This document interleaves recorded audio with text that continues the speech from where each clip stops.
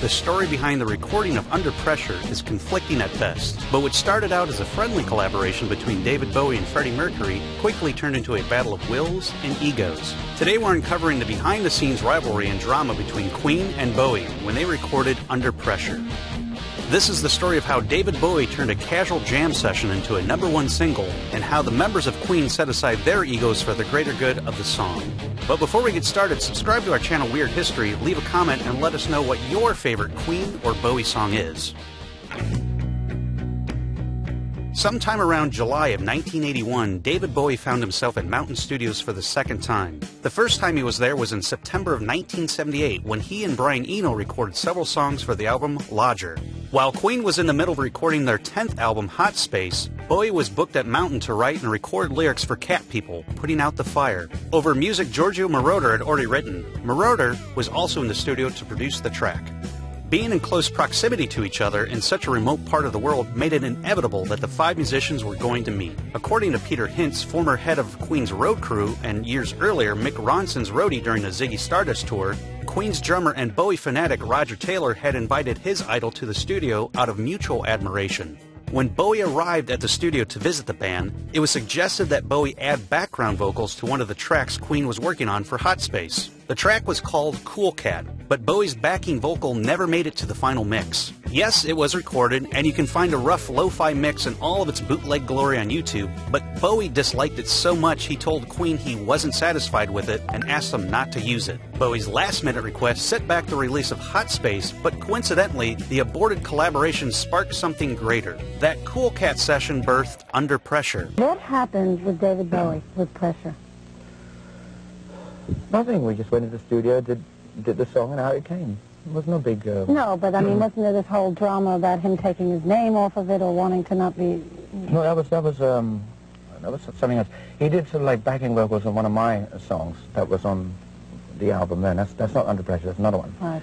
And when it came to being released, I mean, he didn't like what he did. And it was like, you know, asshole tells me right at the tail end when the thing is just about to come out. So anyway, that's you know, artistic license. He just didn't like his voice right when it was about to come out.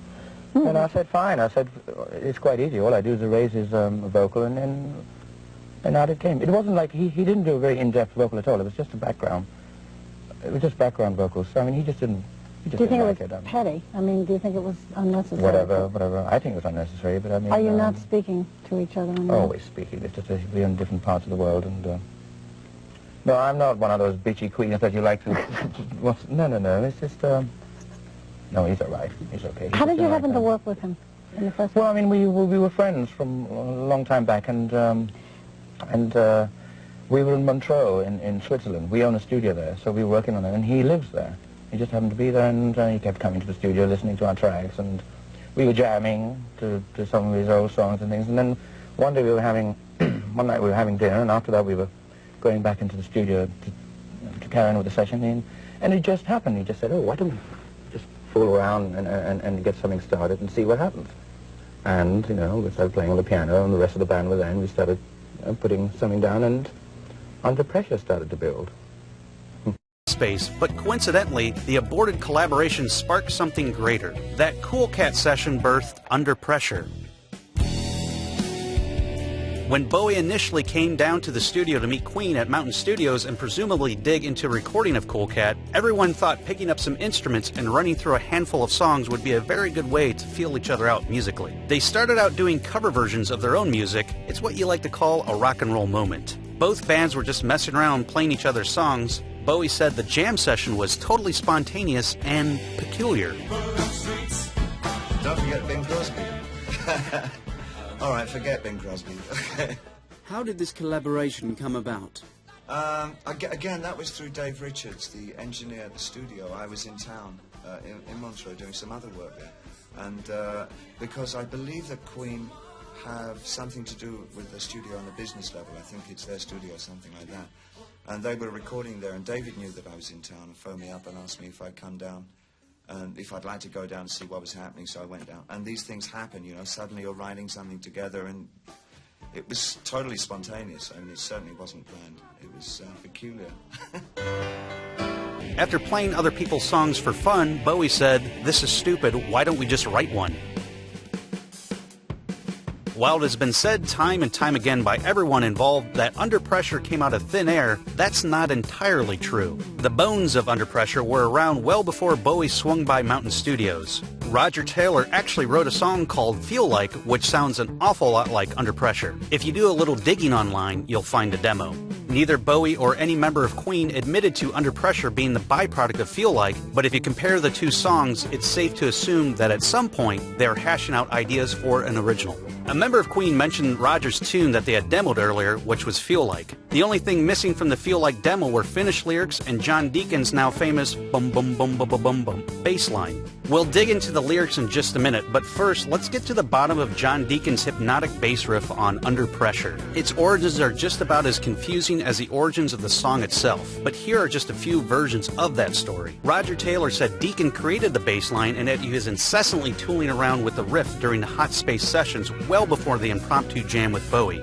Reinhold Mack, Queen's producer who was at the sessions, corroborates this version. Taylor also remembers that at one point during the sessions, the musicians broke for dinner of pizza and wine, and when they returned to the studio, Deacon forgot the riff. It was Taylor who remembered the notes and retaught it to Deacon. Deacon remembers it differently, though. In a 1982 interview with a Japanese magazine called Music Life, he said that Bowie came up with the riff. However, in a 2004 statement on Bowie's website, Bowie said that Under Pressure's bass line was already written even before he stepped into the studio. Of course, Brian May shared his version on how the riff came about in a 2016 article he wrote for Mirror Online.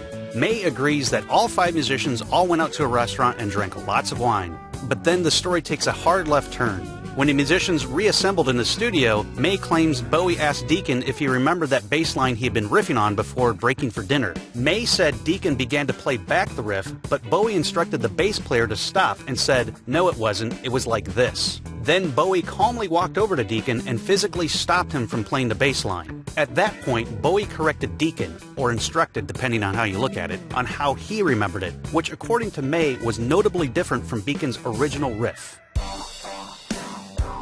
It was at this point, the point of Deacon's Bowie riff, that the 5 musicians had something that resembled a song. May said it was pretty late, and normally Queen would have called it a night and started up again the following day, but Bowie wasn't having any of it. David thought they should just press on instinctively and that something will happen. Fueled by wine and lots of blow, Bowie was right, and the musicians laid down a rough track based around Deacon's riff.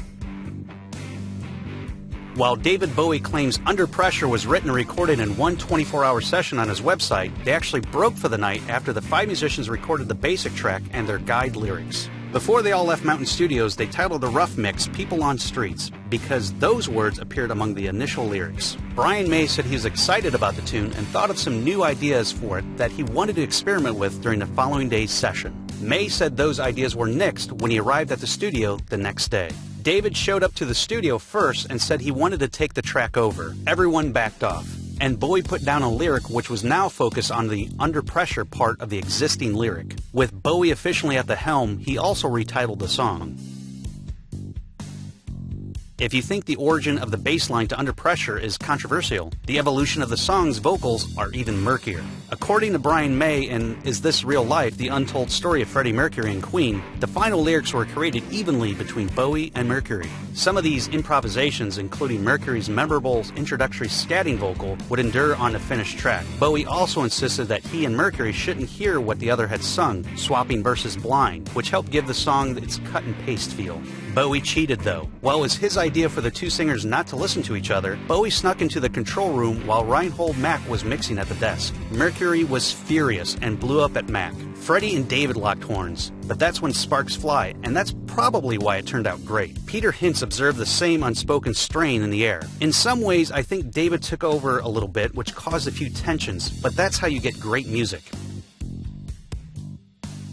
The tension continued at the Power Station, a recording studio in New York City where 2 weeks later, Mercury and Bowie along with Roger Taylor and Reinhold Mack reconvened for the final mix on the track. By this point, John Deacon and Brian May had given up on the song, and the two didn't even attend the final mix session. During the session, the mixing board broke down, and Mercury and Bowie couldn't agree on anything regarding the song's final form. Mac had to call in Mercury to help him manage all of Bowie's changes, and at one point, Mercury and Bowie even argued about whether or not the entire song should simply be scrapped and re-recorded. The end result was what Brian May called a cobbled-together version of the song, a quick, rough monitor mix.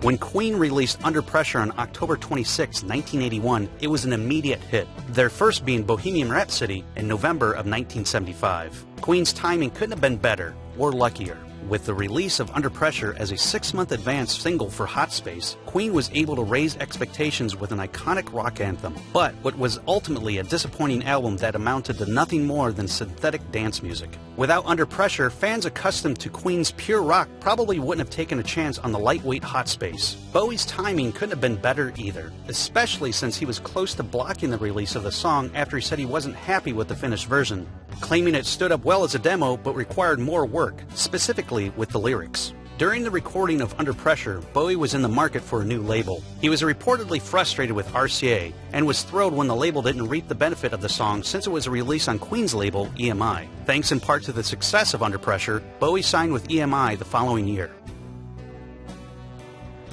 Due to touring commitments, neither David Bowie nor Queen could appear in the video for Under Pressure, so David Mallet stepped in to create something that matched the intensity of the single. Mallet, one of the decade's most sought-after directors and frequent collaborator with Bowie and Queen, compiled silent movie clips, newsreel footage, and images of social unrest. Mallet also included clips from controversial films such as Sergei Eisenstein's Soviet-era Battleship Potemkin and footage of traffic jams, crushed cars, commuter trains packed with people, towers falling, and civil disturbances. The director's intent was to produce a social commentary on the relationships among humans and how they interact with culture and political influences. It also would have worked well as a film for the Ludovico technique that Alex was forced to sit through during his aversion therapy in A Clockwork Orange. Unfortunately, the world never got to see David Bowie and Freddie Mercury perform Under Pressure on the same stage. Queen performed Under Pressure at concerts throughout the 80s up until they stopped touring with Mercury in 1987. While Bowie didn't even revisit the single until the Freddie Mercury tribute concert for AIDS awareness on April 20th, 1982, when he performed the song with Annie Lennox and the remaining members of Queen.